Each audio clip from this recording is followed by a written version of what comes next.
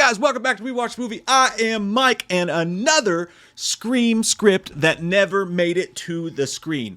Scream 3 is a wild, wild story. From everything that happened, the original script in which Kevin Williamson had Stu surviving and running a cult that was causing all this shit from behind bars ended up being the plot of the TV show The Following, starring Kevin Bacon. Multiple scripts, things like that were shelved because Columbine happened. And the Weinsteins, with one of the many bad decisions that they made, you could say, wanted Scream 3 to be way chill on the violence, which is why we got this strange movie we ended up getting. Written partly by Aaron Kruger, who also wrote multiple other scripts leading up to what we saw as the final Scream 3. Now, I want to thank Scream Trilogy, the website, for bringing this to my attention. It's an awesome website with all sorts of great Scream stuff that you should check out. I will put a link down to their website below. They're the ones who sent me this. Now, it was made official. This has been floating around the internet for some time, but they did just find out that this was official. This was a script that was written, in fact, by Aaron Kruger, whose name I'm hoping I'm saying right. And it's got a lot of the same framework, just like the video we just did recently on the Scream 2 script that never made it to Scream. A lot of the same frameworks, but different killers and a whole bunch of different stuff along the way, which we're going to go through bit by bit right now. But before we do, if you guys would click like on the video, I'd appreciate it. It helps the video grow. And also, if you like digging into old scripts and stuff like that and figuring out who could have been the killer and what, and Scream updates for the upcoming movies and Halloween and all that stuff, please consider clicking subscribe and the bell so that you're notified when we make videos. Because if you don't, YouTube likes to bury our videos because we say things like shit, cock, and balls. Now, if that offends you, you are watching a movie about people being brutally slaughtered. So think about it. If it doesn't offend you, I hope you'll think about subscribing. Let's get into the script. Now, the opening of the script happens pretty much the same way, with Cotton Weary dying in almost the same way, except for there is no voice changer in this early script. But after that, things get a little bit fucking wackadoo. So, starting off, Sydney works at a daycare center. She finds out about the news of Cotton Weary's death on TV at the daycare center. The people she's working with know who they are, because she's like, I gotta go home. And they're like, yeah. Get the fuck out of here before Ghostface shows up and starts killing us all. As Stu would say, you're tainted good, Sydney. That is a bad choice of employment if you're Sidney Prescott. Yeah, let me put a bunch of children in danger when Ghostface inevitably shows up for the third time to hack me into little bits and pieces. You hear that, Ed? Bears. Now you're putting the whole station in jeopardy. Now, in this script, Gail and Detective Mark Kincaid and Dewey all come to Woodsboro to see if Sydney's okay, to find out what's going on. They even have a shot of them sitting at the same fountain from Scream. Oh, 200 milligrams of caffeine in my body, Sydney. Get it up! Coincidentally, that's also what I say when I go through the drive-thru at Starbucks. Dewey and Gail, in this point in the script, are separated. They run into each other for the first time in this scene, and they have this big blow-up fight in front of everybody, as they always do. And this one's funny, though, because she's like, you even accused my cameraman Joel and I of having an affair. And Dewey's like all ashamed of himself. He's like, yeah, I guess I did do that. So meanwhile, Stab 2 is being filmed as well, and the character of Angelina shows up. She's been leaving Sydney tons of voicemails. She's being very stalkerish, trying to get in Sydney's head and figure out what it's like to be her, and she accidentally even calls her a failed actress at one point. And you can just see all this taking place just like a Scream movie would. It's well written, and I feel like Aaron does have a good hold on the characters. The problems with Scream 3 were never about how he handled the original cast. I felt like it was all the newcomer stuff, which we'll get into as well. Dewey has some great Dewey-rific lines where he's just like, it just shows you how great of an actor David Arquette is, and what a great job they did with that character, because you read some of these lines and they just sound like someone saying them, but when you picture Dewey and the character reading them, you can picture exactly what that would look like. So Sydney goes home back to her house, the same house she was living in the original Scream movie, and her dad is away on business.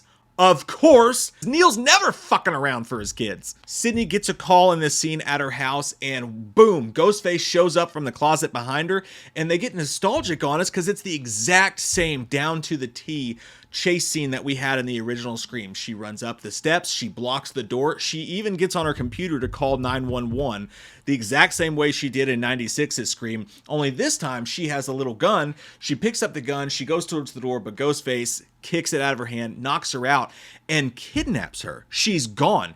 Dewey shows up, the cops all show up, and Dewey's like, she's been kidnapped, he's taken her. Where we don't know. And Dewey's his face is so full of determination and anger that he has like tears coming out of it. And he's like, I'm gonna get that motherfucker. Dewey's always been kind of a great red herring too, because of the way he loves Sydney so much, but it's also a nice touch to the character that he just cares so much about her. But yeah, Sydney's kidnapped here and she's gone up until the end of the script, which is really weird when you consider how we're looking at Scream 6 as, oh my god, there's no Sydney, what's this gonna be like? She, in this script, was barely in the movie at all. So some differences here. The character of Roman in this is not the director of the film. The character of Roman's playing the character of Derek from Scream 2. He's like a pretty boy in the movie. And the director of the movie is fucking Gale. Gale is directing Stab 2, which is just wild to think about, but also is kind of fucking believable. I could see Gale doing some fucked up shit like that, which is why the wrong kid died in Scream 5. The wrong kid died. Boom, boom, boom. There's some great meta talk about third movies and sequels, and they actually throw some shade at A Nightmare on Elm Street 3. They're like, every third movie in a franchise isn't that great. And the lead character dies. Think about it. Nightmare on Elm Street 3, Godfather 3, Alien 3. And that's an interesting take too. Gail even says, she's like, that's why I kill off Sydney in my movie, because no lead character, no more franchise. So she's directing it, but she also kind of wants it to die. And then we go through a lot of the same beats that are in Scream 3, as far as the house blowing up, the faxes that they're getting, the security guard, the Dewey thing, all that stuff that happens in Scream 3. And honestly, when you read it, it kind of reminds you of why Scream 3 didn't work as well as the other movies. I've grown to love it over time, but it still doesn't work as well as any of the other movies in my opinion, because it focuses on these new actors, the Stab actors, way too much. They're just not that interesting. They're a little too hokey and like 90210-ish, and they're going too hard towards the actor Beverly Hills type of thing. And I get the idea, but it's just too much. And it takes the focus away from our lead characters. And the script really just drives that point home. Now we go on to the house. Now the character played by Lance Henriksen's character, Milton, is still the producer in this situation. They are at a party at his house. They find Roman's body in one of the prop coffins that are in his house right after they find the Ghostface costume in Milton's room. So they're thinking it's Milton, and then the next thing you know, Ghostface shows up and kills Milton in front of everybody. The next thing you know after that, Sydney shows up out of nowhere. She says he had me bound and gagged. I don't know why he didn't kill me. And then Ghostface pops up. Sydney shoots him, kills him. They pull the mask off. The killer was Detective Kincaid. Grey's Anatomy, McDreamy himself was the killer in this scene, and Sydney pops up and kills him, but it all seems a little too easy. It all seems a little too fishy. So whereas the original movie ended, with Roman being the killer and all that stuff in there, a lot of that stuff played out the same as far as the secret rooms in the house and all the things like that, but just a completely different killer was revealed. But something just feels off. And the movie keeps going. Sydney goes back home to her dad, who's being extremely fucking weird and kind of red herring-ish, just the way he's acting. She can't go to sleep, so she goes to the police station where Gale and Dewey are sitting around talking about how it just doesn't feel right. They're talking to each other and like, why wouldn't the killer just kill Sydney? And then they got the autopsy report back on Kincaid, which said he was stabbed 3 different times before Sydney shot him.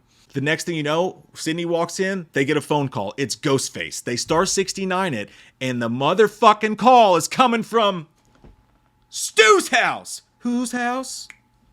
Run's house. Whose house? Stu's house. Say what? Martin. They go to Stu's house. Gail goes in first, and Ghostface tells her, what's the matter with you? Don't you get it? It's not Sydney I want you. Dewey goes in running after her. Ghostface gets the drop on them both, and Dewey just screams to Sydney, run. She hears it from outside the house. She gets in his cruiser. She calls for backup, and then has a moment where she decides, no, fuck this. I'm going in there, and I'm going to end this for myself. She gets a determined look on her face. She picks up the CB, and she's like, oh, and by the way, send to Hurst. And you get the idea. She's going in there to kill that motherfucker again. When she goes back in the house, both Gale and Dewey are tied up, and we're back in the kitchen of Stu Macher's house. Very Scream 5-ish, some stuff that's going on here.